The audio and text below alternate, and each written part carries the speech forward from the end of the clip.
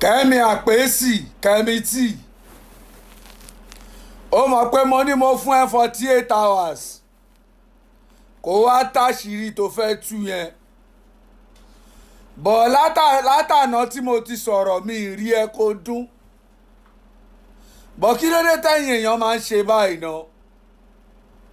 kí ló dé tí ẹ̀yìn èèyàn tẹ máa ń ya láìmoore irú yìí lẹ máa ń dí oore máwọn tó yẹ kán ṣe oore fún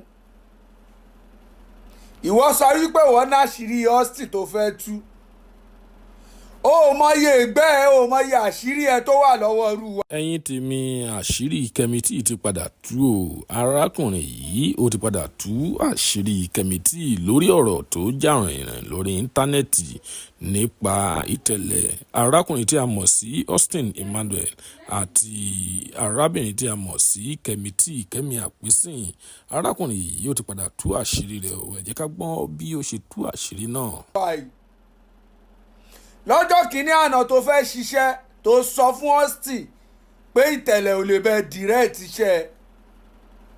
Kẹ́mi ṣó ti gbàgbé ni tó ń dọ́gbọ́n ti Itele tó ń ti Itele sọ Austin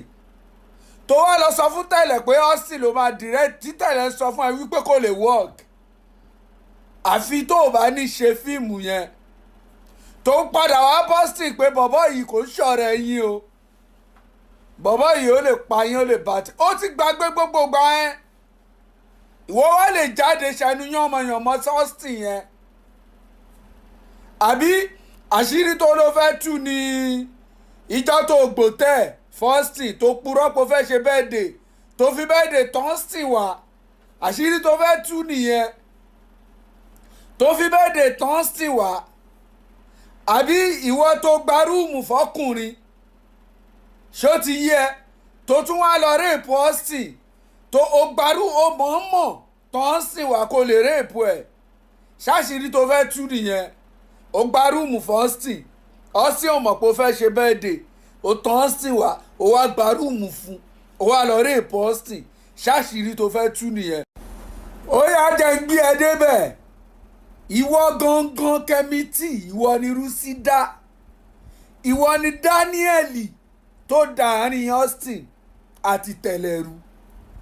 torí bó ṣe wà yìí ó máa túlé ẹni tó bá mọ̀ ẹ́ dáadáa ó lè túlé ìwọ ló máa bọ́ Austin tó máa sọ nǹkan kan wọ́n ló máa lọ bá Itele tó máa sọ míì ìwọ ló dàárín wọn rú ìwọ ló dàárín wọn rú ẹnu ẹ kò tún wá gbé jẹ ọfíìsì àwọn ọ̀gbẹ́ tó yà àwọn nǹkan tó ṣe ó pọ̀ lọ́wọ́ wa gan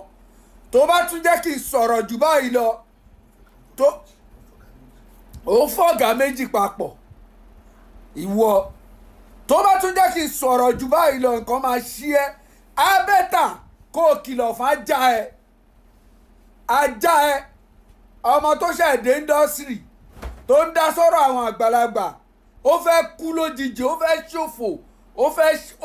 ó fẹ́ pàdánù ẹ̀mí ẹ̀ lójijì sọ fún ìjọ tó bá tún kọrú right up tó kọ yẹn ogun apàyẹ ẹ̀mí tó bá wà ní. ìwọ ọmọ tó ṣẹ́ fún yẹn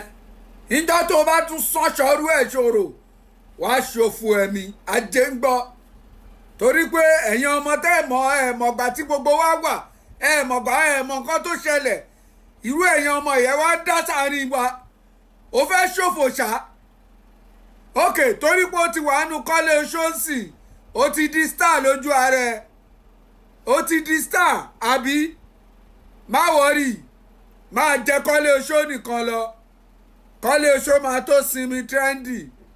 ó ti yẹ máa jẹ kọ́lé oṣó nìkan lọ kó má lọ ṣiṣẹ́ mi mọ̀ iṣẹ́ ọ̀gá ẹ̀ nìkan ló máa ṣe tó fi máa kú olórí burúkú àwa ní ká sọ ẹ̀yin lẹ́yìn ló gbà ìgbà wo lẹ́ ń lò Austin Emmanuel king generation anybody ni nígbà yẹn abẹ́ Austin lẹ́wà nígbà tẹ́yìn tí wọ́n ń lò gbà yìí Austin tún bá yín lò gbà ṣé ń wáìnì mi ni ẹni kọ́ dẹ̀yìn àtọ́sìn síta kẹrẹ téèyàn márùn bá kí yín èèyàn mẹ́fà máa Austin ṣé ń wáìnì mi ni ìgbà tẹ́ ń lò tó máa tó tán trendy tó máa tó tán ẹ̀ṣọ́ gbà lò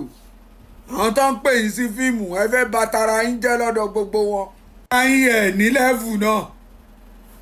ẹ̀ ní lẹ́vù ẹ ṣe fíìmù ẹ̀ rí polówó Austin lẹ́tún fi ń polówó fíìmù yín ẹ̀ dẹ̀ náà ní lẹ́vù Austin Emmanuel lẹ́tún fi ń ta fíìmù yín ẹ̀ dẹ̀ náà ní lẹ́vù àyànká ẹ̀ láyé ogun pa yín papọ̀. ṣe interview kò ní trend tọ́sìn bá dàgbà ṣe interview ẹyọ kan báyìí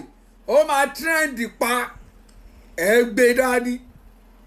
ọ̀rọ̀ tá à ń fa yìí kò sọ̀rọ̀ ń bẹ̀ ìwọ ọmọ Kẹ́mítì yìí ló fẹ́ dá wàhálà lẹ̀ àtolórí burúkú ọmọ ṣó àbí kí náà ń pè yẹn